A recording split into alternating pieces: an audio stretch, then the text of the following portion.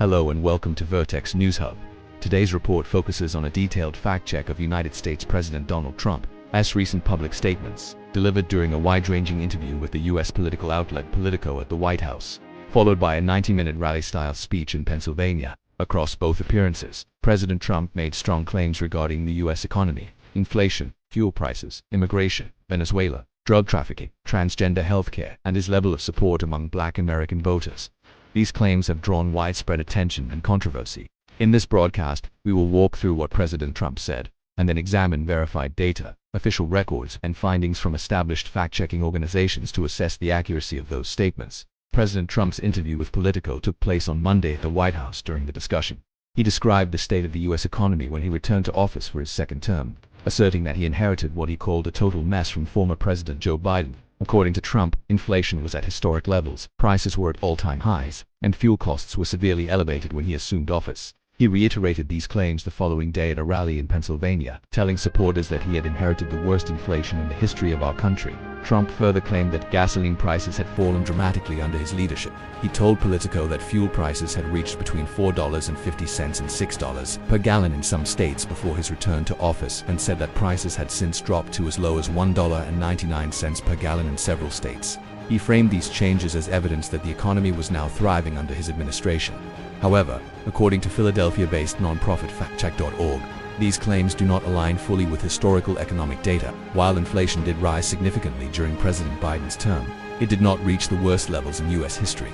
Factcheck.org noted that during the 6 months before Trump took office for his second term, the annualized inflation rate was below 3%. Although inflation peaked at 9.1% in June 2022, this was substantially lower than historical highs, such as the 23.7% inflation recorded in June 1920 following World War I, and the 14.8% rate seen in March 1980. Regarding gasoline prices, data from the U.S. Energy Information Administration shows that the national average price of petrol in November stood at $3.05 per gallon, while prices do vary by state, ranging from approximately $2.41 in Oklahoma to $4.53 in California.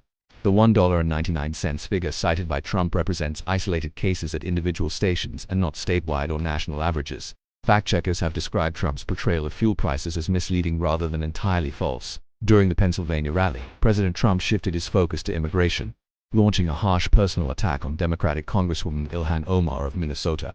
Trump claimed that Omar is in the United States illegally and alleged that she married her brother in order to gain legal status. He also stated that Somalia, Omar's country of birth, lacks a functioning military, parliament, or police force. These claims have been repeatedly debunked. Ilhan Omar was born in Mogadishu in 1982 and fled Somalia with her family during the Civil War.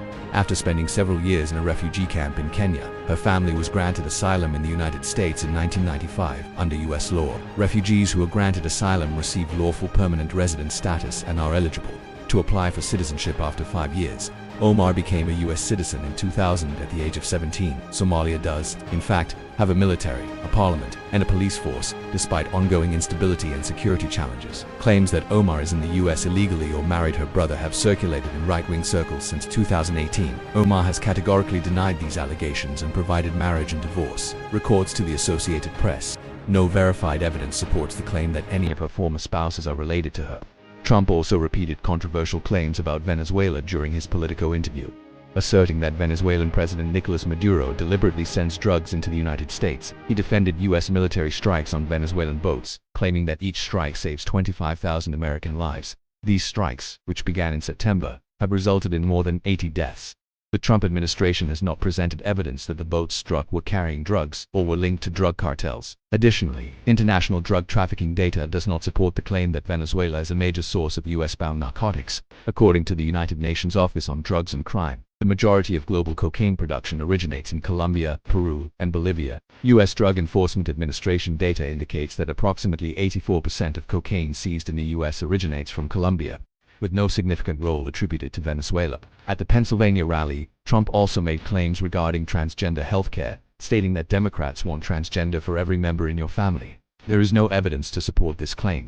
Policies on gender-affirming care vary widely across U.S. states, and there is no Democratic Party platform advocating universal transgender transition. Trump also asserted that he has overwhelming support among Black Americans, stating that he received the biggest vote with Black people.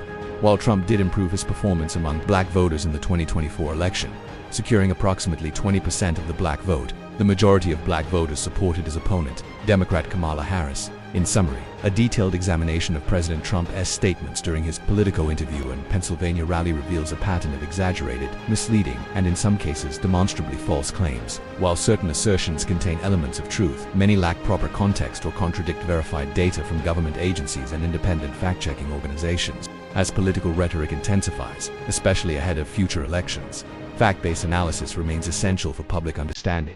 We will continue to bring you verified, in-depth reporting on major political developments. Thank you for watching Vertex News Hub.